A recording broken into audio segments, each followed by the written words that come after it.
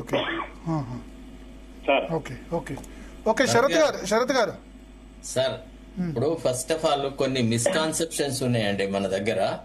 ఈ scheduled caste order of 1950 was tested first time in the supreme court in 1985 అండి.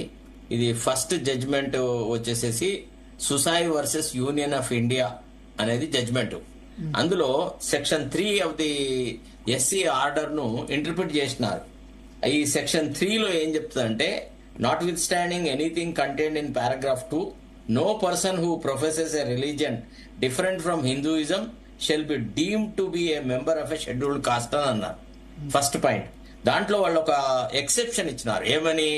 కొన్ని ప్రాంతాలలో ఉన్నటువంటి వాళ్ళు ఎవరు అంటే, provided that every member of the Ramdasi, Kabirpanthi, తర్వాత మజహబీ ఆర్ సిక్లిగర్, వీళ్ళు those who are resident in Punjab or Patiala and the East Punjab States Union shall in relation to that state be deemed to be a member of the scheduled caste అని అన్నారు.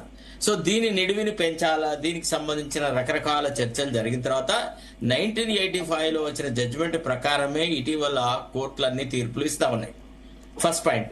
రెండోది, ఈ Zee TV తెలుగులో ఏదైతే ఈ కార్యక్రమం ఫస్ట్ మొట్టమొదటిసారి మీరు ఆ రోజు ప్రస్తావించినారో, ఆ తర్వాత షెడ్యూల్డ్ కులాలకు చెందినటువంటి ఒక వ్యక్తి నన్ను ఆయన రిక్వెస్ట్ చేసినాడు, నా పేరును ఐడెంటిఫై చేయకండి సార్, కానీ నేను చెప్పిన విషయం మాత్రం మీరు మీ చర్చలో తీసుకురండి అనేటువంటి రిక్వెస్ట్ చేసినాడు. నేను ఆ విషయం మీ ముందు ప్రస్తావిస్తా. ఇవాళ దళితులను, తర్వాత మతం మార్చిన వాళ్ళకి సమాన అవకాశాలు, మతం మారినప్పటికీ దళితులతో సమానంగా అవకాశాలు ఉండాలా అని బాగా రూఫ్ టాప్ల మీద మాట్లాడిన వాళ్ళు ఎవ్వరు కూడా దళితుల పట్ల, వాళ్ళ ఓన్ కమ్యూనిటీ పట్ల న్యాయం చేయట్లేదు. వాళ్ళు ఆర్థికంగా, రాజకీయంగా, విద్యాపరంగా ఎదిగిన తర్వాత దళిత మహిళలను పెళ్లి చేసుకోలేదు, ఉన్నత కులాల వాళ్ళను పెళ్లి చేసుకున్నారు, వాళ్ళ చాలా ఎదిగినారు, వాళ్ళు విత్ ఇన్ ది కమ్యూనిటీయే ఎస్సీలను అణగదొక్కుతున్నారు అనేటువంటి మాట మాట్లాడినాడు. ఆయన కొంతమంది పేర్లు ఇచ్చినారు, మీకు చదివి వినిపిస్తాను, దయచేసి అర్థం చేసుకోండి.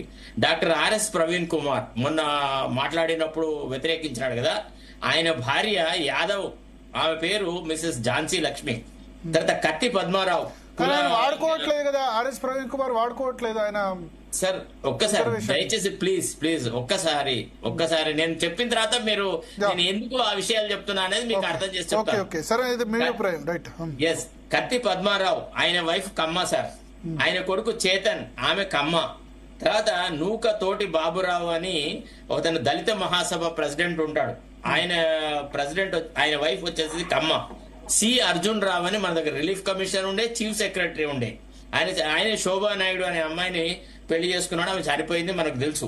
అట్టనే మనం కాకా వెంకటస్వామి కుటుంబంలో వినోద్ భార్య షెడ్యూల్డ్ కాస్ట్ కాదు, వివేక్ భార్య షెడ్యూల్డ్ కాస్ట్ కాదు, ఆయన కొడుకు వివేక్ కొడుకు ఏదైతే పెద్దపల్లి పార్లమెంట్ సభ్యుడున్నాడో ఆయన భార్య కూడా దళిత్ కాదు, ఆమె కూడా బ్యాక్వర్డ్ క్లాస్ కమ్యూనిటీకి చెందిందే.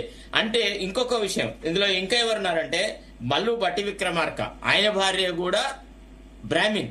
తర్వాత సుమన్ మార్వాడి, మల్లు బట్టి విక్రమార్క భార్య మార్వాడి కావచ్చు, బాల్కా సుమన్ భార్య గౌడ, తర్వాత బీసీ. ఇంకొక విషయం, వీళ్ళందరూ ఒకప్పుడు, అంటే కొంతమంది ఇందులో, అంటే అందరు కాదు, వీళ్ళందరూ ఎవరైతే ఎస్సీలు అది ఇది అని రకరకాలుగా మాట్లాడుతున్నారో వాళ్ళు ఎక్కడ కూడా తమ జాతులలో పూర్తిగా అణగదొక్కబడిన వాళ్ళ తరఫున మాట్లాడట్లేదు. ఈ రిజర్వేషన్ ఫలితం మాకు నలుగురికి మాత్రమే ఉండాలా? ఇప్పుడు చూడండి, భారతదేశానికి స్వతంత్రం వచ్చినప్పటి నుంచి తిప్పి కొడితే ఒక 100 ఫ్యామిలీస్కే ఈ ఎస్సీ రిజర్వేషన్ అమలైందండి. 100 ఫ్యామిలీల కంటే ఎక్కువగా ఎక్కడ జరగలేదు. ఇప్పుడు వీళ్ళ పిల్లలు తరతరాలుగా వీళ్ళు ఈ ఎస్సీ రిజర్వేషన్ అనుభవిస్తున్నారు. వీళ్ళ ఆర్థిక సామర్థ్యంతో నిజమైన ఎస్సీలను అణగదొక్కుతా ఉన్నారు. మీరు గమనిస్తున్నారా లేదా? ఇవాళ ఫర్ ఎగ్జాంపుల్ మనలో మాట ఎస్సీ ఎస్టీస్ విషయంలో వాళ్ళకి ఎంతో అన్యాయం జరుగుతుంది. ఇవాళ మన రాష్ట్ర కేబినెట్ లో ఒక లంబాడా మంత్రి లేడు, దాని గురించి ఎవ్వడు ప్రశ్నించడు. మాదిగలు దాదాపుగా 40 లక్షల మంది ఉంటారు, వాళ్ళకి ప్రాతినిధ్యం ఎంత ఇవ్వాలో. కానీ ఇప్పుడు ఒక విషయం చెప్పుకోవాలి, నేను గత కేబినెట్ లో కంటే ఎస్సీలకు ప్రాతినిధ్యం ఇచ్చింది కాంగ్రెస్ కేబినెట్, రేవంత్ రెడ్డి కేబినెట్, ఒప్పుకోవాలి. 5గురు ఒక్క ఉన్నారు. విషయం సార్, నా ఉద్దేశం రేవంత్ రెడ్డిని విమర్శించడం కాదు. నేనే పార్లమెంటులో దళిత మంత్రులు డిప్యూటీ సీఎం మల్లుబట్టి విక్రమార్క, తర్వాత వివేక్ వెంకటస్వామి, దామోదర్ రాయ నరసింహ, తర్వాత అడ్డూరు లక్ష్మణ్ కుమార్, 4 మంత్రులు ఉన్నారు. స్పీకర్ సార్, దళితులు. దయచేసి అంటే అర్థం రిప్రజెంటేషన్ చేసుకోండి. ఎక్కువ ఉంది అంటారా? అంటే కాంగ్రెస్ ప్రభుత్వాన్ని ఈ విషయంలో Agreed, అభినందించాలి. sir. అవుట్ ఆఫ్ 15 4 అంటే 25% దళిత రిప్రజెంటేషన్ ఇచ్చారు. కాంగ్రెస్ బీఆర్ఎస్ సైడ్ లో దళితులు- బీఆర్ఎస్ సమయంలో 17 మందిలో ఒక్కళ్లే. అప్పుడు రాజయ్య, ఆ తర్వాత కడియం శ్రీరు, ఆ తర్వాత కొప్పులేశ్వర్, అంతే. సార్ ఒక్క విషయం సార్, కాంగ్రెస్ లో ఉన్న 10 సంవత్సరాలు మాదిగా సామాజిక వర్గానికి 9.5 సంవత్సరాలు, ఒక రాజయ్యకు ఒక 3 నెలలు ఇచ్చారు. 9.5 సంవత్సరాలు బీఆర్ఎస్ లో దళితులకు ప్రాతినిధ్యం, మాదిగలకు ప్రాతినిధ్యం లేదు. ఇప్పుడు అడ్లూరు లక్ష్మణ్ ఉన్నారు కేబినెట్ లో. నన్ను మాట్లాడియాలి. నేను Yeah, చెప్పే just పాయింట్ correcting వేరు. you. నేను Correcting. చెప్పే పాయింట్ వేరు. Yeah. నేను గత ప్రభుత్వం ఈ ప్రభుత్వంతో పోల్చట్లేదు. పార్లమెంటులో ఒక్క మాదిగ సభ్యుడికి ఎందుకు ఇవ్వలేదు? నేను మొత్తుకొని చచ్చిన మాదిగలకి కంపల్సరీగా పార్లమెంటులో వాళ్ళకి రిప్రజెంటేషన్ ఉండాలా. ఇవాళ ఇట్లాంటి విషయాలు సంభవించినాయి అనుకోండి, ఫర్ ఎగ్జాంపుల్ ఈ supreme court judgement, scheduled caste order, ఇతరత్రమైన అంశాలు వచ్చినప్పుడు పార్లమెంట్ లో వాళ్ళకు గొంతు ఎక్కడ ఉంది సార్? ఎట్లా చెప్పండి మీరు? అది ఏ రకంగా ఇది న్యాయం అని అంటాం? తర్వాత రెండోది, కాంగ్రెస్ లో ఉన్న దళితులు ఉన్నత కులాల వాళ్ళని కూడా గల్లాబెట్టి ఇగ్గగలరు. నేను ఎంతమంది దళిత నాయకులను చూసినా. నిన్నగాక మొన్న మనం అసెంబ్లీలో కనుక మందుల శామ్యుల్ ఏమన్నాడు? మా అస్త్రాలను తీసి బిడ్డ మిమ్మలను గడీలకు వేళ్లాడదీస్తామని దొరలను రాష్ట్ర శాసనసభలో బల్ల గుద్ది చెప్పినాడు. నేను అనేది ఏంటంటే, కాంగ్రెస్ లో దళితులకు ప్రాధాన్యత ఉంది, కానీ కాంగ్రెస్ లో ఎట్లాంటి దళితులకు ప్రాధాన్యత ఉందంటే, ఎవరైతే ఆర్థికంగా ఎదిగినారో, ఎవరైతే 100 కోట్ల ఆస్తులు కలిగి ఉన్నారో, ఎవరికి నోరెక్కువ ఉందో వాళ్లకున్నది. అయితే పాపం ఏం మాట్లాడాలి? నాట్ ఓన్లీ కాంగ్రెస్, అన్ని పార్టీలు కూడా అన్ని పార్టీలో కూడా డబ్బులు ఉన్న వాళ్ళకే ప్రాధాన్యం జరుగుతుంది. ఇప్పుడు ఎస్సీ ఎస్టీ రిజర్వ్ నియోజకవర్గాల్లో కూడా ఎంత ఖర్చు పెట్టుకుంటారు అని చెప్పి సీట్లు ఇచ్చేస్తున్నారు.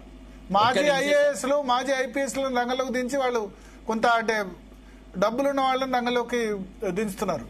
ఒక్క నిమిషం భరత్ గారు, ఇప్పుడు విషయం ఏంది అని అంటే, మనకి ఇక్కడ మనం ఆలోచించాల్సిన సందర్భం ఏంటంటే, ఎవరైతే దళితులు తమ గోడును చెప్పుకోలేరు, తమ సమస్యలను చెప్పుకోలేరో, అట్లాంటి వాళ్లకు రవ్వంత అవకాశం రాకుండా చేసి, రకరకాల రాజకీయాలు చేసి, ప్రతి అంశాన్ని షెడ్యూల్డ్ కాస్ట్, షెడ్యూల్డ్ ట్రైబ్, నేను దళితుడిని అనేటువంటి మాట మాట్లాడడం ఇది తప్పు అని నేను అంటున్నాను. ఫర్ ఎగ్జాంపుల్, ఇప్పుడు మనం మాట్లాడినాం, రాజయ్య గారిని అనవసరంగా కేబినెట్ నుంచి తీసేస్తే ఇది తప్పు అని కేసీఆర్ తిట్టినాం. కేసీఆర్ యొక్క ఆలోచన సరళిని మనం వ్యతిరేకించినాం. నిన్న శాసనసభలో ముఖ్యమంత్రి గారు మాట్లాడుతూ, ఒక దళితుడు స్పీకర్ అయినందున స్పీకర్ ను అధ్యక్ష అని అనడానికి కేసీఆర్ కు మనసు ఒప్పుకోవట్లేదు, కాబట్టి రాష్ట్ర శాసనసభకు రావట్లేదు అనేటువంటి మాట మాట్లాడండి. వి అప్రిషియేట్ రేవంత్ రెడ్డి చేసిన సాయాన్ని మనం ఒప్పుకుంటాం. కానీ ఇంకొక విషయం ఏంటంటే, భారతదేశాన్ని 70% సమయము పరిపాలించింది కాంగ్రెస్ పార్టీయే, కాబట్టి కాంగ్రెస్ పార్టీయే ఈ దళిత కులాలను, ఈ నిమ్న జాతులను సమంగా చూసి ఆర్థికంగా, సాంఘికంగా అభివృద్ధి చెందడానికి తగిన కార్యక్రమాలు చేపట్టాల్సింది. ఇందిరాగాంధీ కొన్ని కార్యక్రమాలు చేసింది, 20 పాయింట్ ఫార్ములా బట్టి, తర్వాత ఇతరత్రమైన కార్యక్రమాలు చేసినారు. తర్వాత ఇప్పుడు మీరు ఒక విషయం గమనించండి, పోస్టులు ఇచ్చినాం అంటున్నారు సార్. మంత్రివర్గంలో ఇంతమంది ఉన్నారు, మీరు 5-6 పేరు చదివినారు కదా, అవన్నీ 25 గ్రామ్స్ అయితే అగ్రకులాల వాళ్ళ దగ్గర ఉన్న శాఖలు ఏంటిది, దళితులకు ఇచ్చిన శాఖలు ఏంటి సార్? మీరు అట్లా ఆలోచించారా? అంటే కేవలం లెక్కకే వాళ్ళను నెంబర్లు బట్టి నేను ఇంతమందికి ఇచ్చినానని చెప్తాడా? ఎందుకు ఇయ్యాడు హోమ్ మినిస్ట్రీ ఒక దళితుడికి? ఏం నష్టం వస్తుంది? అంటే దళితులు అంతా అసమర్థులా శాసనసభలో? అంటే మనం అనేది ఏంటంటే, ఫైనాన్స్ మినిస్ట్రీ ఇచ్చినాం కనుక హోమ్ మినిస్ట్రీ ఇవ్వాలి. ఎందుకంటే ముఖ్యమంత్రి దగ్గర అన్ని శాఖలు తన దగ్గరే ఎందుకు పెట్టుకోవాలా? దళితులకు ఎందుకు? నేను ఒక స్పీకర్ పోస్ట్ తీసి ఎంతసేపు అడ్వర్టైజ్ చేసుకుంటాడండి, మార్కెటింగ్ చేసుకుంటున్నాడు ముఖ్యమంత్రి రేవంత్ రెడ్డి. నేను దళితులకు ఎక్కువ ప్రాధాన్యత నువ్వు ఏమిచ్చినావు? పుచ్చిపోయిన ముక్కలు వాళ్ళ ముందర విసిరినావు. నీవేమైనా మంచి శాఖలు ఇచ్చినావా? ఇరిగేషన్ వాళ్ళకి, ఫైనాన్స్ ఇచ్చారు, రెవెన్యూ ఫైనాన్స్ ఇచ్చాడు కదా సార్, ఫైనాన్స్ ఎనర్జీ 2 ఇచ్చాడు. ఇంకేంది సార్? అయితే అంతే, బిల్స్ ఎవరికి కావాలన్నా బట్టి విక్రమార్క కీలకం కదా. శాఖలు ఇచ్చినారు. ఫైనాన్స్ ఇచ్చే రెడ్లకు ఎన్ని ఇంపార్టెంట్ శాఖలు ఇచ్చినారు చెప్పండి, వాళ్ళ శాతం ఎంత, వాళ్ళ పర్సెంటేజ్ ఎంత? ఆబ్వియస్లీ ఇప్పుడు మనం ఎంత ఎవరు ఏది చెప్పినా అంగీకరించినా అంగీకరించకున్నా కాంగ్రెస్ లో రెడ్లది డామినేషన్ దానిలో ఏముంది.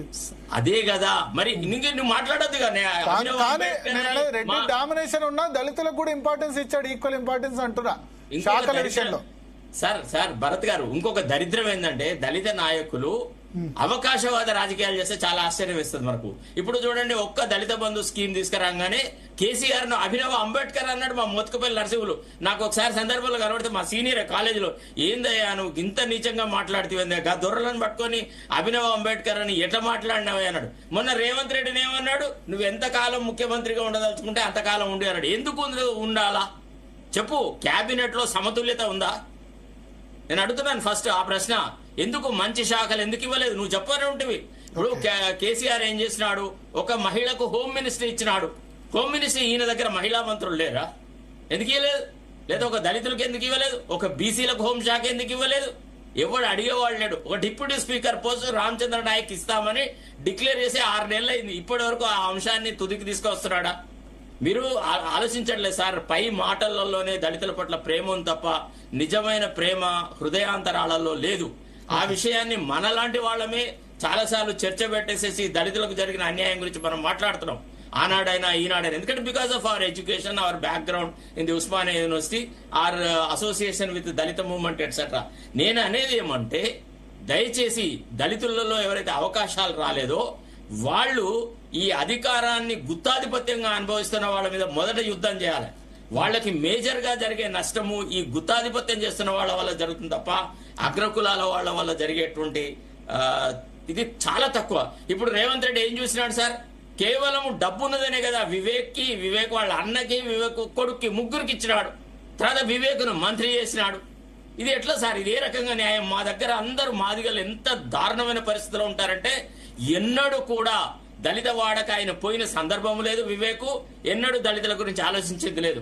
మేము మొన్న అన్నాం ఏమని, అసలు మా ప్రాంతాల్లో కూడా మాదిగలు ఉన్నారు కదా, చదువుకున్న వాళ్ళు ఉన్నారు, మేధా సంపత్తి గల వాళ్ళు ఉన్నారు, నిజాయితీ గల వాళ్ళు ఉన్నారు, వాళ్ళు ఎందుకు ఎమ్మెల్యే కాకూడదు? ఎప్పటికీ ఈ అమ్ముడు పోయిన సరికి ఎందుకు రావాలి? మళ్ళా గంటకొక్క పార్టీ మార్చినారు. వీళ్ళలో ఎవరికైనా పొలిటికల్ క్యారెక్టర్ ఉందా? మీరు కడియం శ్రీహరిని చూడండి, ఎన్ని పార్టీలు మార్చినాడు, ఏ వయసులో ఉన్నాడు? కడియం శ్రీహరి వల్ల ఎంతమంది మాదిగలకు అన్యాయం జరిగింది? కడియం శ్రీహరి ఎవరినైనా ఎదుగరించాడా? రేపు ఎంపీ టికెట్ అంటే ఏం చేసినాడు?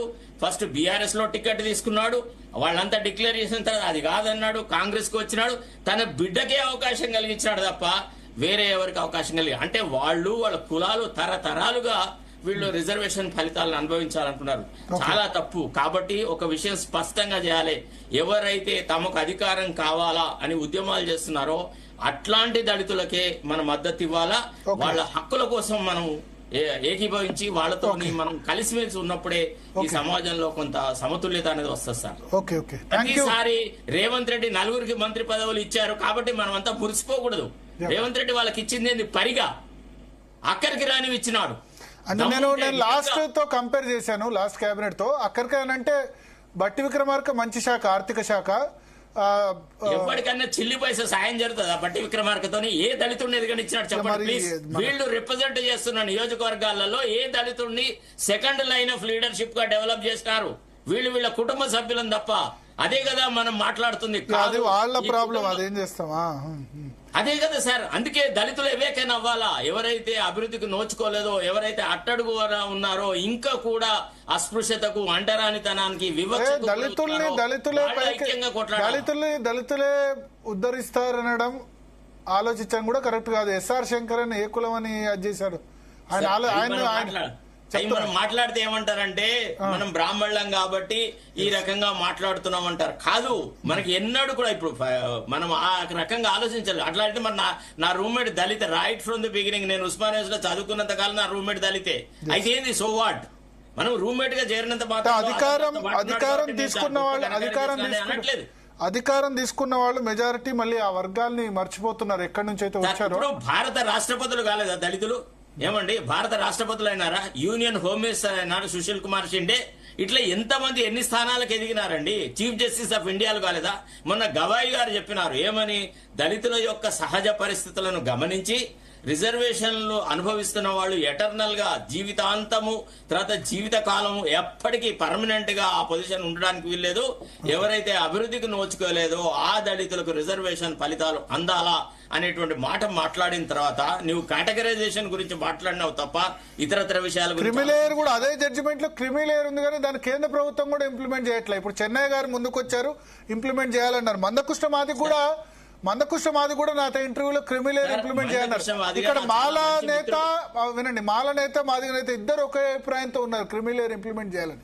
సో అది క్రిమిలేయర్ ఇంప్లిమెంట్ చేస్తేనే న్యాయం జరుగుతుంది. అట్లీస్ట్ ఒక్క తరం కాకుండా రెండు తరాలు అనుభవించిన వాళ్ళు కూడా మూడో తరంకి ఇస్తున్నారు. అట్లా కాకుండా అట్టడుగు వర్గాల్లో ఉన్న వాళ్ళకి దళితులకు న్యాయం జరగాలంటే క్రిమిలేయర్ ఇంప్లిమెంట్ కావాల్సిందే. అంటే ఏది క్రిమిలేయర్ ఏ విషయంలో? ఒక ముఖ్యమైన విషయం, ఉద్యోగాల విషయంలో, ఎడ్యుకేషన్ విషయం చెప్పాలి సార్. కొంతమంది ఇందులో ఈ నాయకులలో మొదట దళిత అమ్మాయిలను పెళ్లి చేసుకొని కొద్దిగా ఆర్థికంగా ఎదగంగానే ఆ దళిత అమ్మాయిలకు డైవోర్సులు ఇచ్చేసేసి ఉన్నత కులాల వాళ్ళ అమ్మాయిలను పెళ్లి చేసుకున్నారు. అట్లాంటి కోవ ఒకటి ఉంది. తర్వాత రెండోది ఎవరో సరే అంటే మనం ఒక ఏదో 4-5 ఎగ్జాంపుల్ తీసుకుని అందరిని ఎట్లా అనలేం కదా. మరి దాని వల్ల పొలిటికల్ లీడర్స్ మీరు చెప్పింది సార్, మరి ఆ మహిళల తరఫున ఎవరు మాట్లాడాలి సార్? ఇప్పుడు మీకు ఒక విషయం చెప్తాను, మీరు నమ్ముతారో నమ్మరో, ఒక గత 4-5 సంవత్సరాల నుంచి అయితే మెయిన్ గా ఒక అమ్మాయి బాల్కా సుమన్ చేతిలో మోసపోయినా 2 సార్లు ఆత్మహత్యా ప్రయత్నం. సార్ అది వేరే టాపిక్ సార్, ఎందుకు మనం ఇప్పుడు అది నా దగ్గరకు వచ్చి ఆ అమ్మాయి నా దగ్గరకు వచ్చింది సార్, నాకు ఏదైనా అంటే మన టాపిక్ డైవర్ట్ అవుతుంది. అది ఎందుకంటే టాపిక్ ఇష్యూ అది కాదు కదా యాక్చువల్లీ. సార్, అన్యాయం జరిగే దళితుల తరఫున నిలబడమే పత్రికల యొక్క బాధ్యత. అయినాడు మీరైనా అంటే ఇప్పుడు సరే అది nothing related to this topic. అంటే మనం డైవర్ట్ అవుతుంది, వేరే టాపిక్ లో డిస్కస్ చేయాలి. ఎందుకంటే నెక్స్ట్ టాపిక్ లో రెడీ ఉన్నారు కదా. సో ఇంకొకటి విషయం సార్, దయచేసి ఒక పాయింట్ చెప్పాలా మీకు ఇక్కడ. ఇప్పుడు క్రిస్టియానిటీలోకి పోయిన దళితులు హిందూయిజం మీద, హిందూ గాడ్స్ మీద, హిందువుల మీద విషం కక్కడం ఎందుకు? వాళ్ళు పోయి మత మార్పిడులు చేస్తున్నప్పుడు ఏం చెప్తున్నారు? హిందూ మతంలో మీకు సమభాగం లేదు, మీకు గౌరవం లేదు, గుర్తింపు లేదు, అది ఇదని అంటున్నారు. ఓకే రైట్, మీరు క్రిస్టియానిటీలోకి చేరిన తర్వాత మీరు దేవుళ్ళైనారా? పోనీ మరి మీరు మీ కులాల వాళ్ళని ఏమైనా ఉద్ధరించినారా? లేదు కదా. ఇట్లా చేసిన వాళ్ళు ఇంకా దౌర్జన్యం చేస్తున్నారు. అది మాకు బాధాకరమైన విషయం. అక్కడ ఐ డోంట్ అగ్రీ. కాబట్టి ఎప్పుడైనా మనిషి అభివృద్ధి చెందాలి. ఆర్థికంగా అభివృద్ధి చెందినప్పుడే మనిషికి సమాజంలో గౌరవము, గుర్తింపు ఉంటది. కాబట్టి ఆర్థికమైనటువంటి అంశాల్లో సమతుల్యం సాధించకుండా నేను 5గురికి మంత్రి పదవులు ఇచ్చిన, 4గురికి మంత్రి పదవులు ఇచ్చిన, మా దగ్గర చాలా మంది దళితులు రిప్రజెంటేషన్ ఉంది అని చెప్పే ముఖ్యమంత్రి మాట డొల్లా, అది జల్లెడ మాట. దాంట్లో ఏ మాత్రం సత్యం లేదు. నీవు ఇచ్చింది పరిగా ఏరి పారేసిన వస్తువులను దళితులకు ఇచ్చి నేను దళితులను ఉద్ధారణ చేసిన అనే మాటలో అర్థం లేదనేది నా భావన sir. Right. Thank you Sharath garu, మీరు ఉండండి. నెక్స్ట్ అసెంబ్లీలో రచ్చ జరుగుతుంది. బీఆర్ఎస్ ఎమ్మెల్యేని సస్పెండ్ చేశారు. ఆ అంశం మీద చర్చించేందుకు మీరు ఉండాలి next. So thank you Chennai గారు, అదేవిధంగా మారెడ్డి మోహన్ గారు, మురళీ మనోహర్ గారు, మామిడి నారాయణ గారు, క్రాంతి కిరణ్ గారు. సో మొత్తానికి చాలా సుదీర్ఘ చర్చ జరిగింది. నా ఓపెనింగ్ రిమార్క్స్ నేను చెప్పాను, బట్ ఈ విషయంలో అందరి ఒపీనియన్ కూడా కన్సిడర్ చేయాలి. It's my personal opinion, but చూడాలి. దీని మీద చాలా విస్తృతంగా చర్చ అయితే జరగాల్సిన అవసరం ఉంది. ఈ ఏదైతే రాజ్యాంగంలో ప్రొవిజన్ ఉందో మతం మారితే రిజర్వేషన్లు వర్తించావన్న దాని మీద ఇండివిజువల్ ఒపీనియన్స్ ఎట్లా ఉన్నా సరే అల్టిమేట్గా సుప్రీంకోర్టు అయితే క్లియర్గా ఆ విషయంలో చెప్పింది. దీని మీద దళిత సమాజంలో కూడా చర్చ జరిగి ది బెస్ట్, నా ఉద్దేశంలో ఏంటంటే అట్టడుగు వర్గాల్లో, నిమ్న వర్గాల్లో ఉన్న దళితులకు న్యాయం జరగాలి. అందుకోసం ఏం చేస్తే బాగుంటుందన్న దళిత సమాజం కూడా చర్చించాలి. అది వర్గీకరణ మొన్న జరిగింది, మిగతా ఇంకేందన్నది కూడా చూడాలి. కేంద్ర ప్రభుత్వం ఆల్రెడీ క్లియర్ గా 1950 ఆర్డర్ ఇచ్చింది. సో అది మారేంత వరకు అదే ఉంటుంది. దాని ప్రకారమే సుప్రీంకోర్టు జడ్జిమెంట్ ఇస్తుంది కదా. ఇప్పుడు బాల్ కేంద్ర ప్రభుత్వం చేతిలో ఉంది. ఒకవేళ మార్చాలి, లేదా క్రిస్టియన్లకు కూడా మతం మారితే రిజర్వేషన్ ఇవ్వాలంటే అది మారిస్తే గనక రాజ్యాంగాన్ని మార్చాలి. మార్చిన తర్వాత మళ్ళీ దాన్ని సుప్రీంకోర్టు అంగీకరిస్తారా లేదా అన్నది కూడా చూడాలి. కేజీ బాలకృష్ణన్ కమిటీకి ఇచ్చింది, చూడాలి. ఆ కేజీ బాలకృష్ణన్ కమిటీ రిపోర్ట్ ఏమైంది, ఇంకా రిపోర్ట్ వచ్చిందా లేదా అన్నది చూడాలి. రైట్, ఒక షార్ట్ బ్రేక్ తీసుకుందాం. బ్రేక్ తర్వాత నెక్స్ట్ టాపిక్ డిస్కస్ చేద్దాం. మతం మారిన